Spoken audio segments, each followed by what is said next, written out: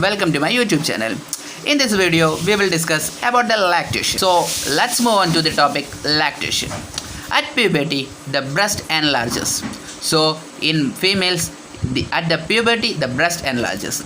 And this occurs mainly by the estrogen plus progesterone. Estrogen causes the proliferation of the duct system, and progesterone causes the development of the lobule.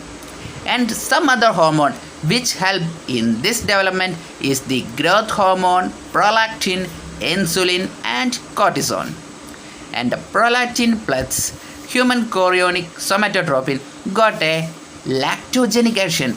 This lactogenic action is the development of the breast milk. Prolactin and estrogen synergize in the action in producing the breast growth, but estrogen antagonizes the lactogenic action of the prolactin. That during the pregnancy, the estrogen causes the growth of the breast along with prolactin, but in pregnancy the estrogen will not allow the prolactin to produce the milk.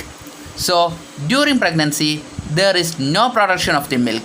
After the delivery, the woman will produce milk. The first milk produced is the colostrum. After birth, the baby is protected by the colostrum due to the IgA, which is absorbed by the intestinal mucosa of the baby by endocytosis. This antibody will help the baby to produce a passive immunity, and the lactation has got two processes, that the milk secretion and milk ejection.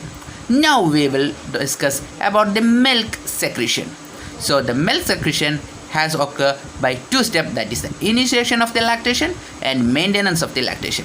So in the initiation of the lactation, after birth the estrogen and progesterone level decreases and the lactogenic action of the prolactin arises. So it causes the production of the milk, which I already mentioned that during the pregnancy the estrogen and progesterone will inhibit the action of the prolactin, and after the birth the estrogen and progesterone has decreased. It helps the prolactin to secrete the milk. After that, the maintenance of the lactation.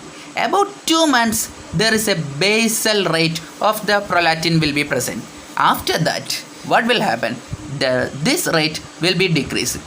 So at this stage, when the baby sucks, the nerve signal reaches the hypothalamus and causes an increase in the prolactin. It persists for 1 hour and causes the production of the milk. So this repeated stimulation of the prolactin is essential to maintain the milk secretion.